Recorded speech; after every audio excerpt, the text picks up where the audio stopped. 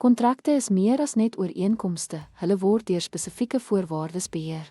Hierdie voorwaardes bepaal wanneer verpligtinge begin of eindig, wat hulle van kritieke belang maak vir verstaan van kontraktuele verhoudings. Kom ons ondersoek hoe hulle kontrakte vorm. 'n Opskortende voorwaarde skort die werking van die kontrak op totdat 'n spesifieke voorwaarde nagekom is. Die partye se pligte tree eers in werking sodra aan die voorwaarde voldoen is. Voorbeeld, 'n dienskontrak is slegs geldig indien die werknemer 'n agtergrondtoets slaag.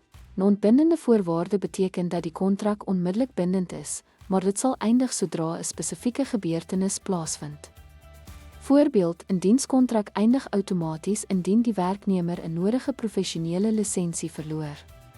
Belangrike verskille: opskortende voorwaardes vertraag die aanvang van verpligtinge.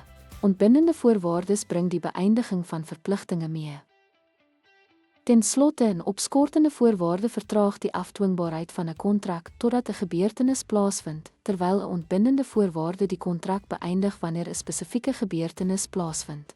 Begrip van hierdie voorwaardes verseker duidelikheid in kontraktuele verhoudings. Dankie dat u by ons aangesluit het.